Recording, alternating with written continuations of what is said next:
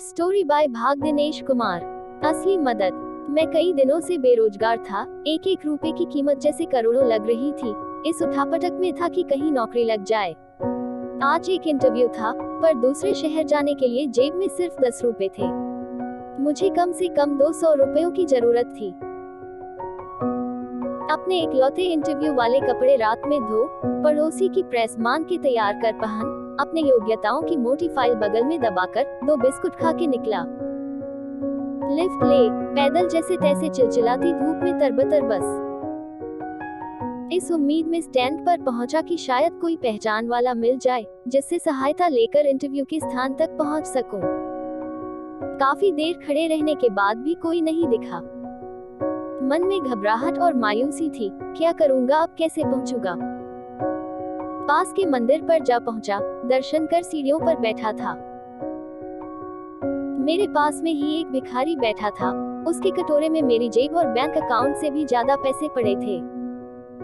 मेरी नजरें और हालात समझ के बोला, कुछ मदद चाहिए क्या?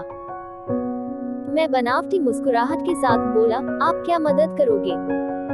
चाहो तो मेरे पूरे पैसे रख लो। वो मुस्कुराता बोला। मैं चौंक गया। उसे कैसे पता मेरी जरूरत? मैंने कहा, क्यों? शायद आपको जरूरत है, वो गंभीरता से बोला। हाँ है तो, पर तुम्हारा क्या, तुम तो दिन भर मांग के कमाते हो। मैंने उसका पक्ष रखते हुए कहा। वो हंसता हुआ बोला, मैं नहीं मांगता साहब। लोग डाल जाते हैं मेरे कटोरे में पुण्य कमाने के लिए। मैं तो भिखारी हूँ, मुझे इनका कोई मोह नहीं। मुझे सिर्फ भूख लगती है, वो भी एक टाइम और कुछ दवाइयाँ, बस। मैं तो खुद ये सारे पैसे मंदिर की पेटी में डाल देता हूँ। वो सहज था कहते कहते। मैंने हैरानी से पूछा, फिर यहाँ बैठते क्यों हो? जरूरतमंदों की मदद करने। कहते हुए वो मंद मंद मुस्कुरा रहा था। मैं उसका मुंह देखता रह गया। उसने 200 रुपये मेरे हाथ पर रख दिए और बोला, जब हो तब लौटा देना। मैं उसका धन्यवाद जताता हुआ वहां से अपने गंतव्य तक पहुंचा।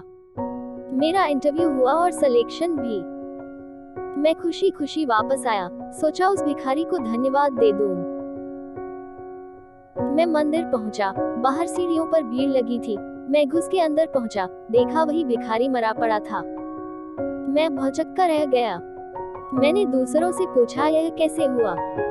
पता चला, वो किसी बीमारी से परेशान था, सिर्फ दवाइयों पर जिंदा था। आज उसके पास दवाइयां नहीं थी और न उन्हें खरीदने के पैसे। मैं अवाक सा उस भिखारी को देख रहा था। अपनी दवाइयों के पैसे वो मुझे दे गया था। जिन पैसों पे उसकी जिंदगी का दारोमदार था, उन पैसों से मेरी जिंदगी बना दी थी। भीड़ में से कोई बोला, अच्छा हुआ मर गया। ये भिखारी भी साले बोझ होते हैं, कोई काम के नहीं। मेरी आंखें डब्बा आई। वो भिखारी कहाँ था? वो तो मेरे लिए भगवान ही था। नेकी का फरिश्ता, मेरा भगवान। मित्रों, हम में से कोई नहीं जानता कि भगवान कौन है और कहाँ है। किसने देखा है भगवान को? बस इसी तरह मिल जाते हैं। भगवान देता है और भूल जाता है। आदमी लेता है और भूल जाता है। अपने दोस्तों और रिश्तेदार तक जरूर शेयर करना।